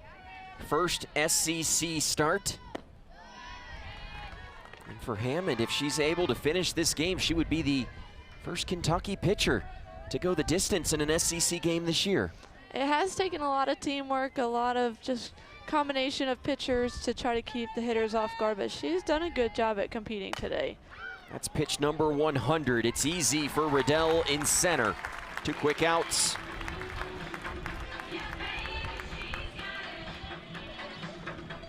With 2 outs, first baseman number 32, Gabby Novickus. Hammond trying to give her offense a chance. In the bottom of the 7th inning, they would need to score 5 to keep this game alive. Georgia eyeing their first sweep in an SEC series since early in conference play in 2024. That came against Ole Miss. It was actually the same weekend that Georgia completed back-to-back series victories. It was also the last time they've done that until this weekend. Which is crazy to think about, because when I think of Georgia, I just think that they're a great team and they're always competing. So it's hard to think that it's been a while since they've done that. Gabby Novickus at the plate, 1 for 2 today.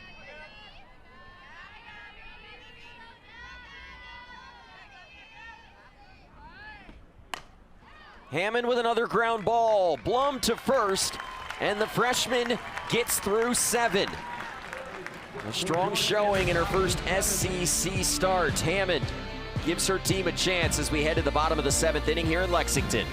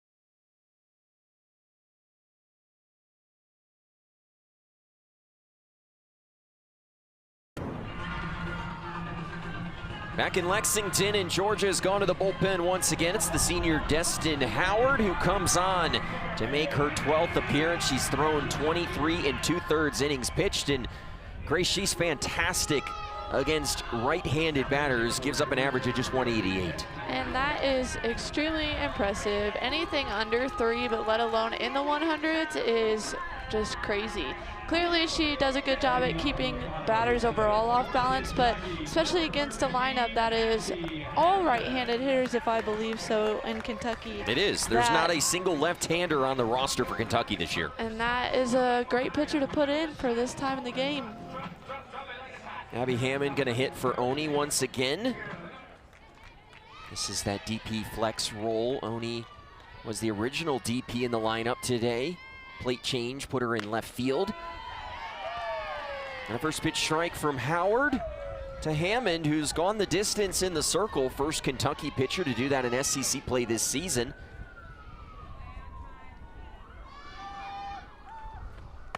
Oh, one pitch will catch the corner for Howard. Talked about how good she is against right-handers. Grace, what can we expect from her out there tonight? So she has the speed, and she works the bottom of the zone, so that means that it's going to take a lot for these hitters to elevate it, so the Kentucky hitters need to look for some line drives just like that one. But well, they got it, but right into the glove of Sullivan.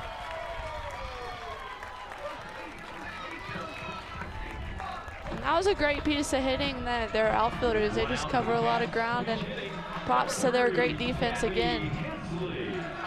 Came into the weekend the #1 defense in America. Did have an error yesterday that dropped their fielding percentage from 988 to 987, but that was the difference to now make them the #2 defense in the country. Still pretty good. It's pretty good no matter what, but yeah, I thought that was funny that it just takes one error to drop you down to second, but they've done a great job so far, and that's nothing to be ashamed about at all. And I think I'm going to use even a stronger word, elite. Yes. And I think, as we touched on, just Georgia the rest of the year, their defense, their pitching, and their hitting, this is a very complete team. They just really have been working together, and they're supporting each other. You know, sometimes it feels like it's either one or the other, like your defense is doing really well and your pitching's well, but then your hitting isn't doing the best. So they're just working on all sides of the ball and competing and just having fun playing with each other.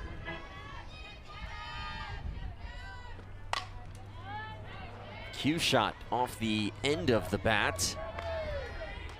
This is a pinch hitter for Plotz. Kentucky going to Hensley here. Gabby Hensley, the freshman out of Chattanooga, Tennessee. Behind in the count, 0-2. A lesser man behind the plate may have called that a strike. That was pretty close to me, but it worked in her favor. Phil Friels clearly does not have a dinner reservation. Right.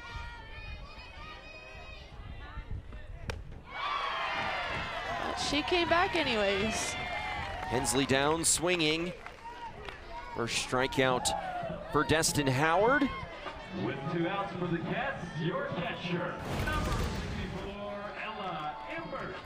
You know, that's probably one of the pitches right there that makes her so effective against right-handed hitters. You could see it spinning in and down, and that is so hard as a right-handed hitter to think that it's right there and you can get a good piece of it, but it just dives right underneath your barrel.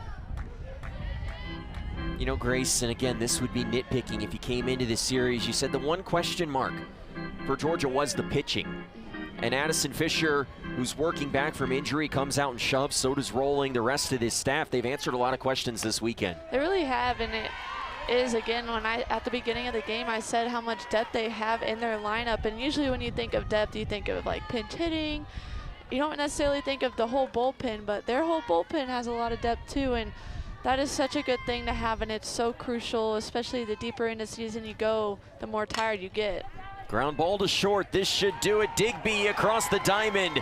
And Georgia has completed their first sweep since 2024. The Dogs break out the brooms here in Lexington. They've won back-to-back series, and they finished this series off in impressive fashion with a 5-0 win over Kentucky.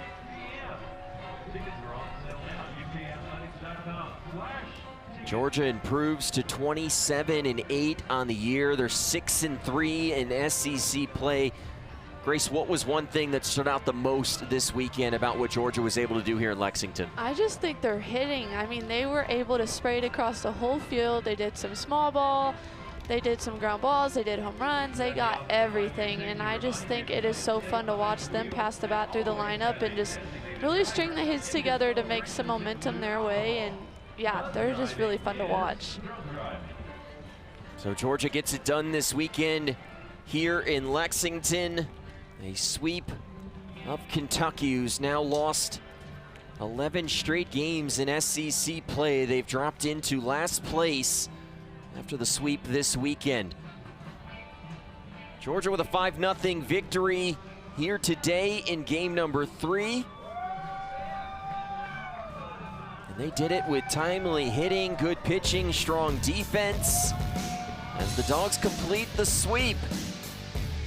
Getting going early in this game. That was Ellison who delivered the double, a big double play here. Kentucky had the bases loaded, just unable to do anything with it. Abby Hammond was really good in this outing, but this one went over the fence by Bailey Lindemuth.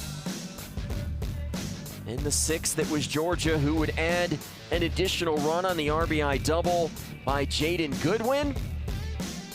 Georgia would win this one by a score of 5-0 as the Dogs have a big weekend here in Lexington.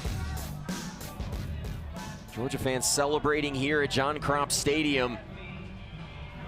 We are awaiting an interview with Randy Rolling, who earns wins in game number 1 and 3. She's making her way over and will join us here on the SEC Network broadcast momentarily. Georgia wins this game 5-0 as we go down to the field now where Randy Rolling joins us. Randy, you get the win in game number 1 and 3. Let's go back to Friday night before we talk about today. How important was it for you to come out and set the tone in this series for your team? Super important. I think that it just started with just getting that first goose egg, we call it goose egg 0 on the board, and just letting them come out and hammer the ball is what they did all weekend. And I think just get as many goose eggs as I could any way I could, and that's the name of the game, I think, all weekend for us. Well, you threw up a goose egg today. What was working for you out in the circle here in game number 3? Honestly, I think it was my drop ball today. I had a good little tunnel with my changeup mixed there, but I think that got him off balance pretty good. I got a good mixture of ground balls to the infield, and that's all I needed. You did a great job this weekend, but how does it feel having your offense help you out and just watching them hit? Like, how does that make you feel when you get to go back out in the circle after they've scored some runs? I think for them, when they just get those runs on the board, my entire goal is kill their momentum on the other side no matter what. When they score, I just want to get that goose egg for them, and it just means the most to me when I can do that for them and they do it for me. We work together, and that's what we are. Like, we just work together the whole entire time. What's your plan on keeping this momentum going for the postseason and just the rest of the season in general? I think just staying together as a team, we're connecting very well. I think that is starting to show more and more each game, and that it's just super fun. And I think just staying together, having fun, and keep getting those goose eggs. Randy, last question here. You guys have won 5 in a row. You're 6-3 in SEC play as you make the turn to the back stretch of the season. Why should teams in this conference be scared to play Georgia on a weekend? I think because we're the dogs. That's all I got. We're dogs out there. We're dogs in the circle. We're dogs on defense. We're dogs in offense. I think even in the dugout we're dogs. You can just tell through and through. Well, Randy, thanks so much for your time. Great job this weekend. Thank you. Well, them Dogs get it done here in Lexington. A sweep of Kentucky. They've won 5 games in a row. They're 6-3 in SEC play. And Tony Baldwin's team is playing their best softball of the year.